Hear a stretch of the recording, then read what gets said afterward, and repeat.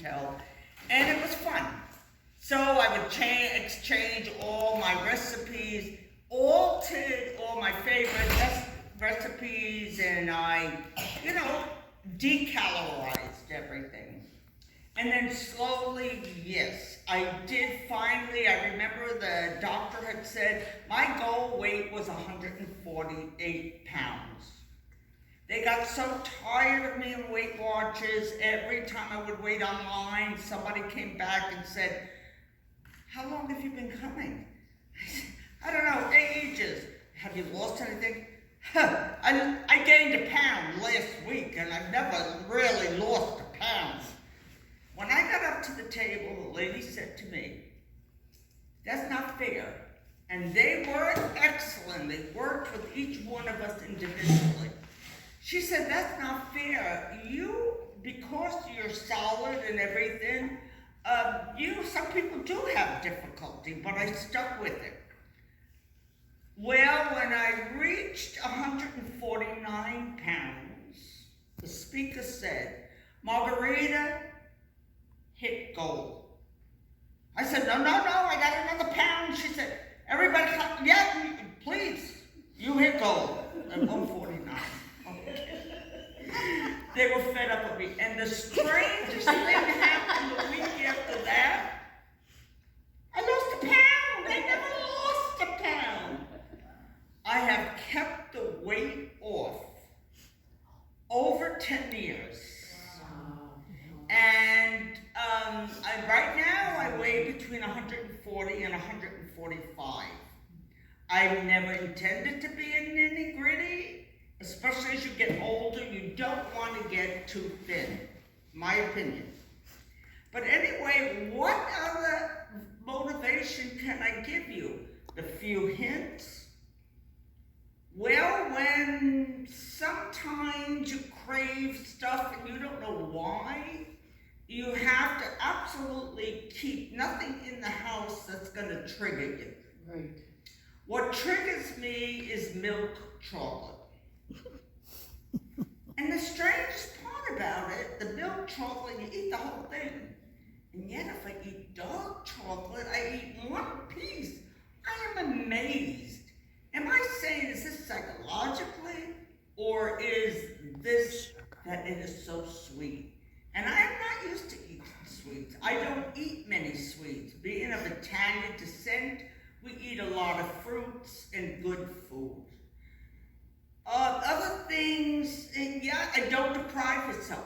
I don't believe, not only at this age, but we're not here to suffer, that's for sure. You have to get to those points where you're not suffering. So, okay, those days it was the Milky Ways. Yeah, you can have it. Sure you can have it. Stick it in the back of the refrigerator. You can have it on a Sunday. So if you know that you're not depriving yourself, and yes, you can have it, but not till Sunday, you'll be surprised the hoarding in the back of the refrigerator. And you reward yourself, and you can have it. I my freezer. So I have to physically move things out of the way to get it. But frozen. There was the old thing of, yes, we crave food. Why? Most of it is psychological. And I say to every one of you, make sure you know who you are. We make excuses about certain things and everything in our lives. And this is not only the food situation. You're not just controlling your food, you're controlling your life. Because every aspect of a decision that you make, whether it's food or whatever, has to be with your well-being. And if you're not happy, as they say, mama ain't happy, ain't nobody happy. So my thing is, when you're happy, and everybody tells, I relate this to everybody I meet. It's amazing to me because I can't understand it. They always say, oh, you're just so fantastic to talk to and everything. Maybe my motto is, I don't think it's being Catholic or whatever, change the other cheek. And the thing is, yes, there are people that can't understand why I'm so confident in everything. I wasn't a bit worried coming to talk to you people because ordinarily, you were shy. I don't think it would bother me if it was a full auditorium because I know who I am. And now I know that what I say to you is going to help you, not hinder you. I wish you guys a lot of luck. And yes, you need this comradeship. Everybody has different things that go on in their lives. We keep making excuses, but we all know what to eat and what we shouldn't eat. And that's the main thing. You wouldn't be here if you didn't know what to eat or what not to eat. And on that point, I just have a few hints. You have to have a lot of variety in your life. My dish when I eat is a tremendous salad. I had a friend come into the door one time. My husband was ill and she came to see how I was doing. I had my lunch on the table. She said, "Oh my God, Maud, do you eat like that every day?" I said, "Every day." It looked tremendous. This little thing when you go to the restaurant, they think they give you a little dish that give you less. You go up 2-3 times. That's stupid. I take this big dish. It's all salad. What do I have on top of that salad? Is I have always a bunch of either fresh vegetables or frozen. I do not use canned vegetables, but that's a choice.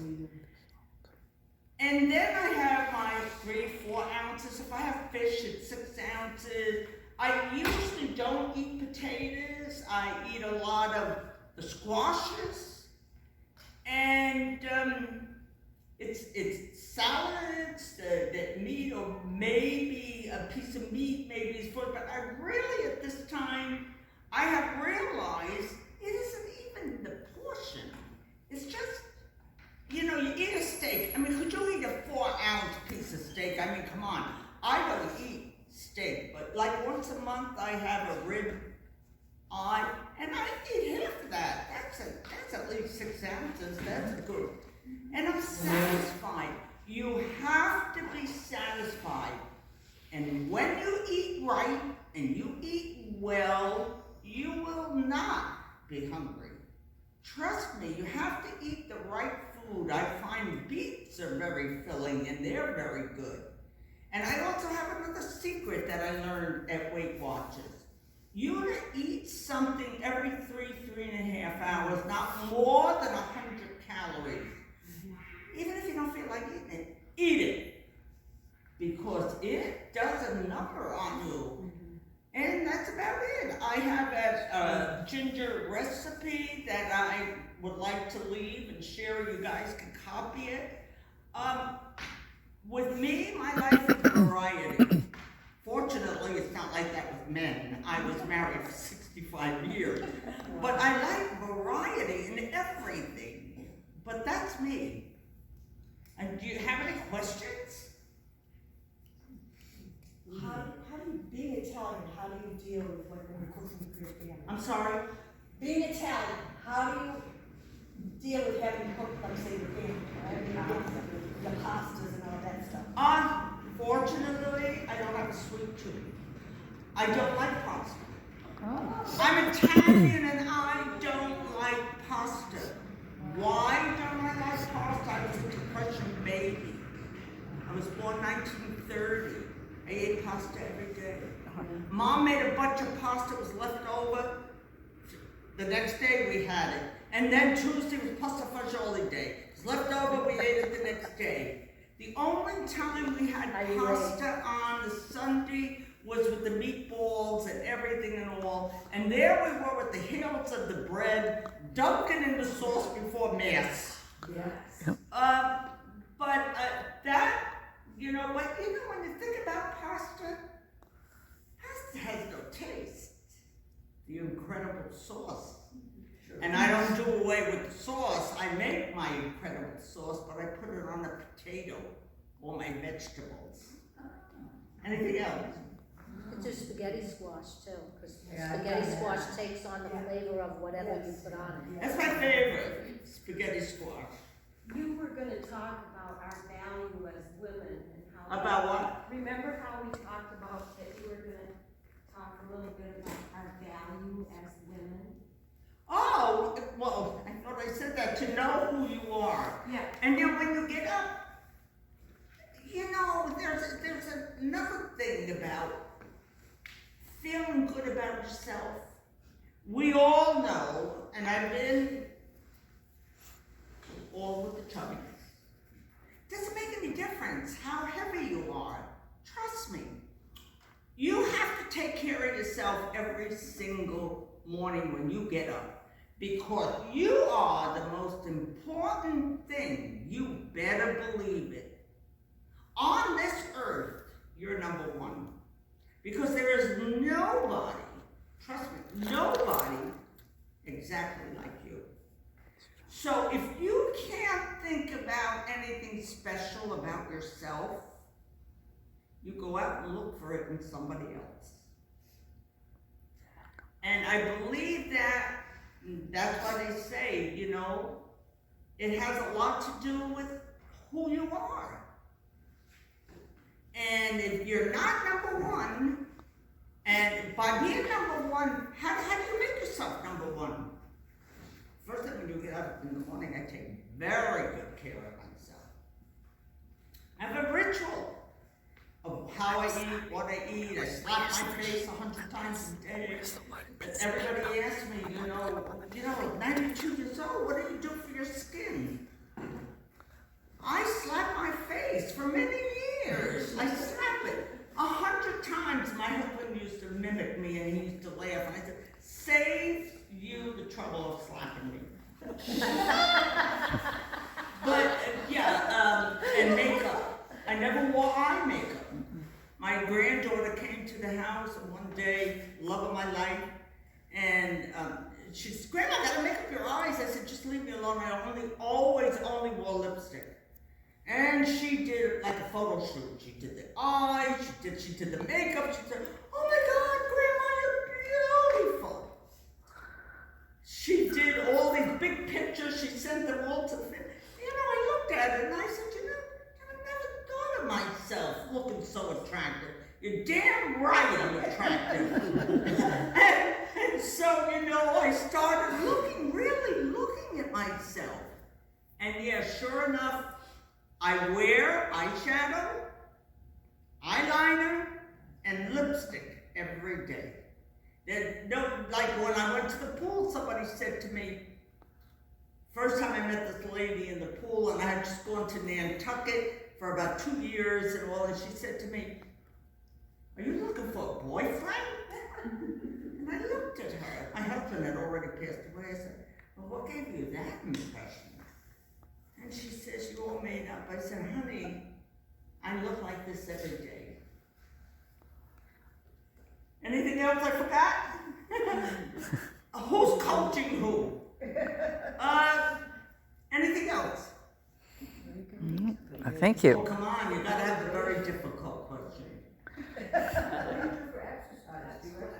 I'm sorry, I have to talk loud. Do you exercise too? I do. Over 20 years, I had, believe it or not, deterioration of the lower back. I've had some serious problems, but I do a series of exercises every single day except Sunday. And I just stopped going on a Sunday. I feel like I got a day off. I'm not going to the pool. I don't do anything different. What that includes, you know, all winter long, that's why I go to the Nantucket, because the water's warm. Every single morning I go in and I do cardiovascular, swinging of the arms and, you know, like jump rope, half hour. And then I do a half hour of stretch exercises. To me, at my age, the stretch exercises are the most important. Because I've had 2 serious falls that I should have been killed. First of all, I usually wear a ponytail, and that saved me from one of the falls. My doctor is in awe. He said, that's the stretching of the ligaments and the bones, that's what saved me. But that is the extent of the deterioration of the lower back. I assume it's because of those exercises had built the muscles around there, and it's all muscle. I mean, this is what I think. Anything else? Well, I hope I've helped you, and I don't know what else to say. I'm a happy camper. I have a wonderful attitude in life. I also have to tell you, you must never offend anybody for any reason, whether it's in the supermarket, online, or anything. Never. I remember one time in North Carolina, I was waiting online, and this man came right in front of me. I looked at him and I said to him, in New York, we'd kill you for that. He started shaking. But anyway, on that note, Thank you very much. Thank you, Margarita.